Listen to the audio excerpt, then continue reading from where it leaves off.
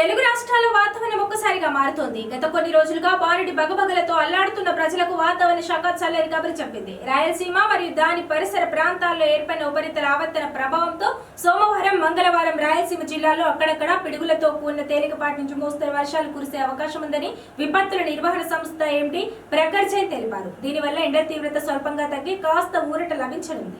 వర్ష సూచన ఉన్నప్పటికీ కొన్ని ప్రాంతాల్లో ఎండల తీవ్రత తగ్గడం లేదు. సోమవారం నాడు విజయనగరం జిల్లాలోని బాడంగి, మెరకముడిదాం వంటి మండలాల్లో, పార్వతీపురం, మన్యం జిల్లాలోని పలు ప్రాంతాల్లో, అలాగే పోలవరం సమీపంలోని చింతూరు, కూనవరం మండలాల్లో వడగాల్పులు వీచే అవకాశం ఉంది. మంగళవారం నాటికి సుమారు 12 మండలాల్లో ఈ వడగాల్పుల ప్రభావం తీవ్రంగా ఉంటుందని అధికారులు హెచ్చరిస్తున్నారు.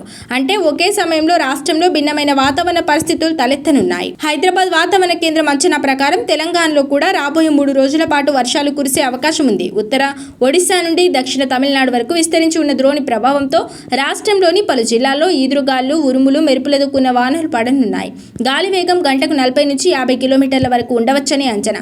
అయితే గరిష్ట ఉష్ణోగ్రతలో మాత్రం పెద్దగా మార్పు ఉండకపోవచ్చని, ఉక్కపోత కొనసాగుతుందని అధికారులు పేర్కొన్నారు. గడిచిన ఆదివారం తెలుగు రాష్ట్రాల్లో ఎండలు మండిపోయాయి. నెల్లూరు జిల్లా గూడూరులో అత్యధికంగా 42.4 డిగ్రీల సెల్సియస్ ఉష్ణోగ్రత రికార్డైంది. మార్కాపురం, కృష్ణా, కడప, తిరుపతి జిల్లాలో కూడా 40 డిగ్రీలకు పైగా ఉష్ణోగ్రతలు నమోదయ్యాయి. ఈ నేపథ్యంలో వాతావరణ శాఖ ప్రజలకు కీలక సూచనలు చేసింది. ఆకస్మికంగా వర్షం పడే సమయంలో చెట్ల కింద, కరెంటు స్తంభాల దగ్గర లేదా బహిరంగ ప్రదేశాల్లో ఉండవద్దని కోరింది. పిడుగులు పడే ప్రమాదం ఉన్నందున రైతులు, కూలీలు అప్రమత్తంగా ఉండాలని హెచ్చరించింది.